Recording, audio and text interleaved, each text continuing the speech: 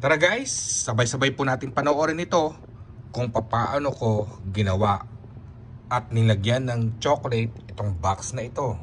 Hello po! Good morning mga katalapya! Kumusta na po kayo? Ano na pong balita sa inyo? At sana nasa maayos kayong sitwasyon, nasa mabuting kondisyon habang ako ay inyong pinapanood dito sa aking vlog. For today's video guys, pasensya na, tinanghali akong nagising, kaya dito na lang ako nakapag-vlog dito sa aking pinagtatrabahuhan. Minadali ko kasi yung aking paglalakad ay talaga baka ako ay malilate pa kung ako ay magbablog pa sa labas. Pinagkasunduan ko na lang sa sarili ko na dito na lang ako mag-vlog dito sa aking pinagtatrabahuhan para madali na lang ako makarating dito sa aking trabaho at safe pa, di ba? Kaya minadali ko talaga yung aking paglalakad kanina para hindi na ako malate ng todo. Ngayon, ang gagawin natin ay yung pinapagawa ng aking amo kagabi. Ay gawin ko daw yon na box, lalagyan ko daw ng chocolate. Napakasimple.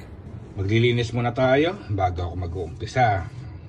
Kasi pagkain ito, dapat yung lugar mo ay malinis, ano? Yan, pupunasan ko lang yan. Kasi dito ako naggagawa ng mga trabaho. Ready na yung ating lugar. Punasan ko na. Ito yung pinapagawa sa akin. Lagyan ko daw ng chocolate. Ganyan ang nasa loob niyan. Pyramid shape itong box na to. Bahala na kung anong ilalagay natin at kung ano lang yung available na chocolate na may ilalagay natin dito sa box na to.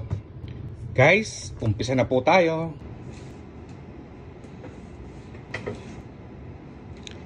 Nilagyan ko muna siya ng double tape.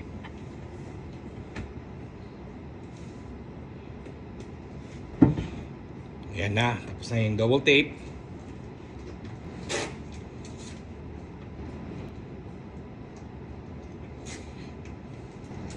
Ito ang lalagay natin sa first layer. Ang tawag namin dito ay cheesecake. Cheesecake with strawberry flavor.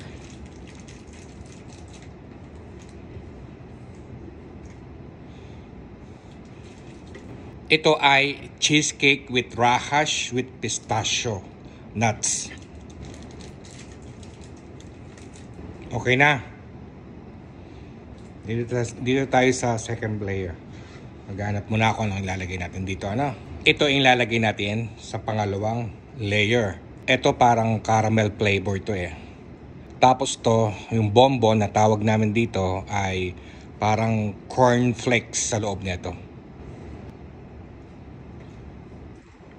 Okay lang kayo dyan guys ha, nood lang kayo. Ako yung magtatrabaho, ano.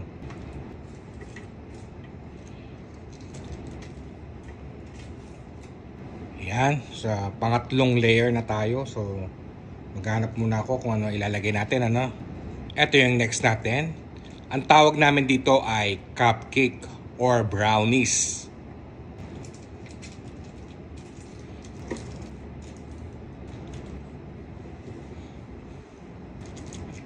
Pitin.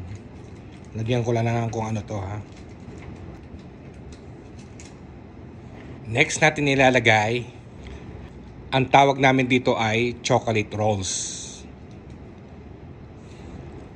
Okay, so as long na may space pa dyan, meron tayong ilalagay dito, ano. Ito yung ilalagay natin, yung powerful na drudges na ginagamit ko sa aking pangdekorasyon kapag ako ay nagkakaroon ng ganito, ha? Gaganyan ko lang yan guys, so hindi ito. Ganyan mo lang, diba? Para hindi boring pag nakita nila. Tsaka yung ganyan, pwede mo naman itong lagay. Magyan. Yan lang, napakasimple lang trabaho. Hindi naman pahirap. Diba? Dati wala naman nagtuturo sa akin ito. Ayun guys, tapos na yung pinagawa ng ating amo. Kita naman ninyo, ano. Okay, parang dark, light, dark, light. Lagyan na natin yung kanyang takip. Mamaya ko na lang itong riribunan kung anong gusto ng aking amo. So, eksakto siya, no? Ayan. Tinakpan ko to dahil may ano yan. Safe. Guys, tapos na itong pinagawa ng aking amo. At ito ay tatakpan ko na. At lalagyan ko na rin ng ribbon maya-maya. At sana po ay may natutunan tayo dito sa aking binahagi ko sa inyo. Hanggang dito muna aking vlogs ko for the day.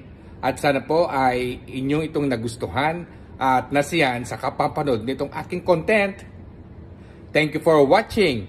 Like and share. Ingat po kayo parati at enjoy lang. Bye!